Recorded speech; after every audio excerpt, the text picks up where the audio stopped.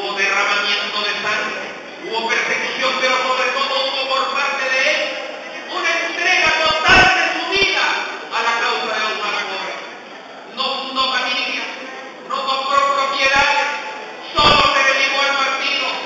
Y un hombre que podía haber sido incluso premio Nobel, dedicó toda su vida a esta organización que hoy nosotros tenemos como responsabilidad también por el cambio del tiempo y de las generaciones, y que también tendremos el deber de entregar a nuestros hijos y a nuestros nietos como él nos los entregó, un partido sólido, firme y avanzado, para cuando algún día nosotros estemos en el más allá y rindamos cuenta al creador de nuestros actos, podamos decirle a Víctor Raúl, que sin duda está con el creador: cumplimos contigo, compañero jefe, en hacer un partido triunfante y en la justicia social de nuestra patria.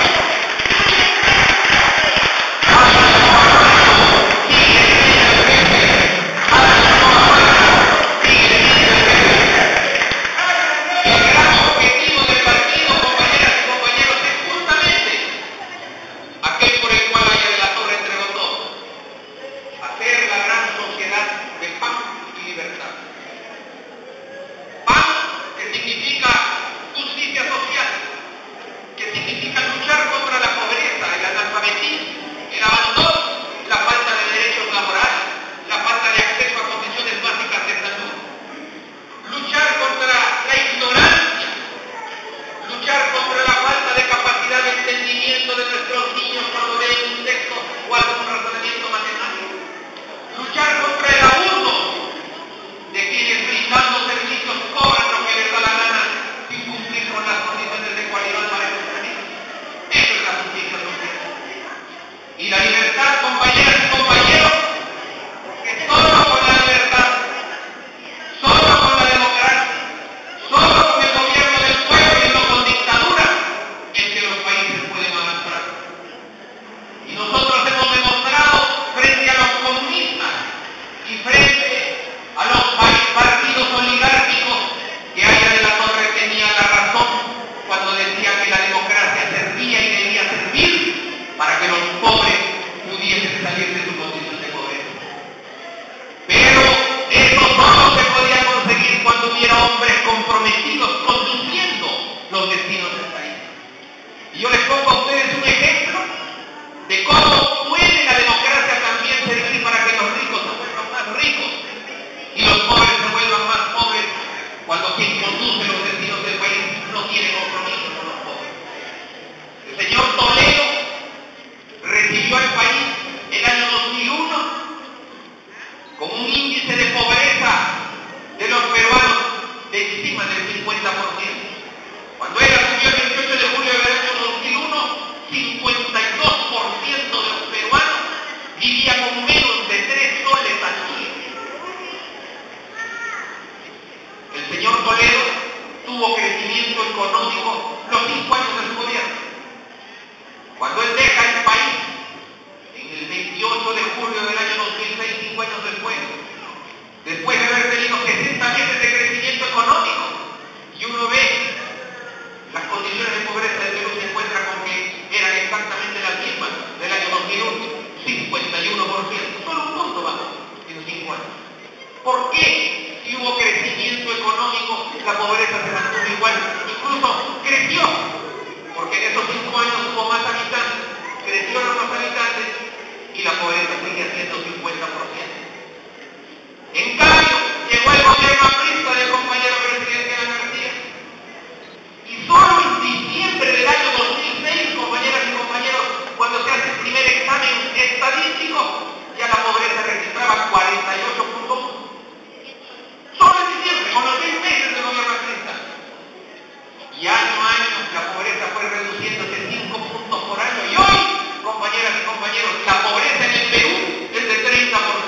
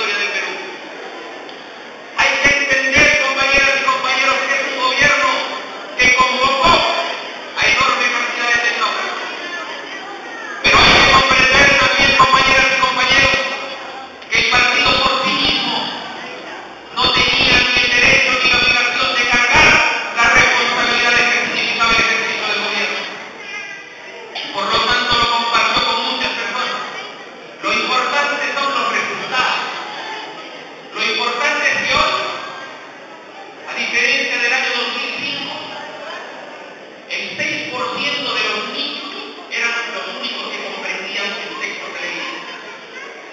Cuando se hizo el examen famoso por el cual se le preguntaba a los niños que se le había dado un párrafo qué cosas habían entendido, solo el 6% de los niños de tercero de primaria reconocían haber comprendido lo que habían leído.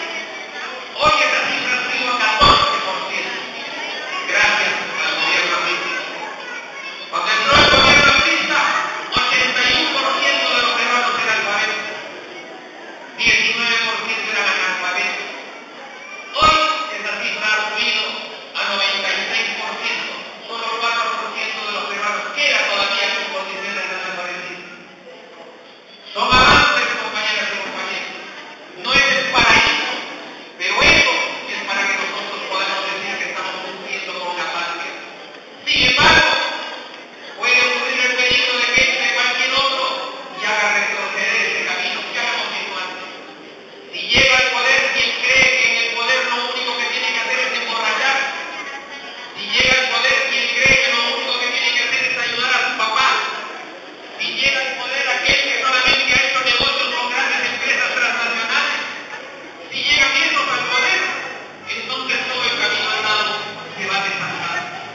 Y por eso es que necesitamos que el APRA esté presente en el Congreso para poder levantar el dedo sin tener rabo de vaca ni nada que esconder y señalar el rumbo por el que debe seguir el Perú, fiscalizando a quien conduzca los destinos de la patria, ordenándole que lo haga por el camino democrático de la justicia social y sobre todo blandiendo la doctrina limpia y pura de la Torre para decirle que el APRA, manteniéndose viva, seguirá siempre siendo el gran fiscalizador de la democracia en nuestra patria.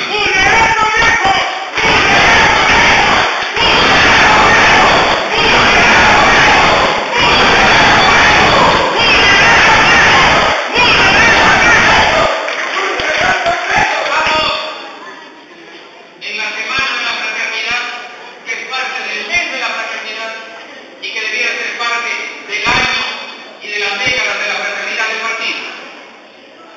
El 25 tenemos el mitin de la fraternidad, que va a ser televisado.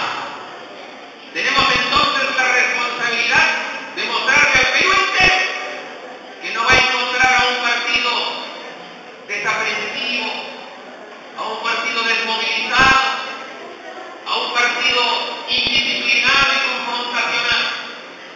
Tenemos la imperiosa necesidad de ser partícipes con el pueblo del Perú de la consistencia de la organización aprista y de demostrar que con esa consistencia podemos vencer todo tipo de obstáculos.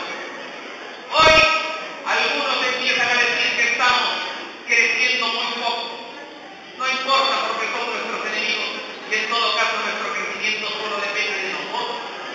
No depende de ellos. Y solo nosotros podremos hacer, compañeras y compañeros, que el partido tenga una posición absolutamente sólida en la construcción del próximo gobierno. Necesitamos entonces ejércitos de personeros que defiendan el voto aprista. Necesitamos propagandistas constantes y permanentes que defiendan nuestras posiciones. Pero sobre todo necesitamos hombres con orgullo y con limpieza, que puedan debatir contra cualquier enemigo y decirle en su cara las cosas que correspondan a sabiendas de que no le pueden decir nada a uno. Eso es lo que necesitamos. Y estoy absolutamente convencido que con la pureza espiritual del militante de base, que viene y entrega todo y no pide nada, del militante que da todo su concurso y que incluso tiene derecho a poder estar, si quiere, hasta resentido, porque a veces no le toca en lo personal lo que él pudiera haber aspirado, pero que sabe que al partido no se viene a pedir, sino que se viene a dar. A ese militante de base le tenemos que rendir el homenaje, haciéndole caso en lo que corresponda, cuando él también reclame responsabilidades. Cuando ese militante de base le diga a sus dirigentes con su voto, si lo censura o lo ratifica, si lo necesita o prescinde de él. Porque todo dirigente político se debe justamente al mandato de su base. Y tiene que recurrir a ella no solo en procesos electorales, sino cuando el partido también reclama la consistencia de su organización. No olvidemos entonces la famosa frase con la que Aya de la Torre dio la voz de orden a partir del 8 de diciembre de 1931. Vamos a aprobar en el crisol de una hora dolorosa quizá la consistencia de nuestra organización, la fe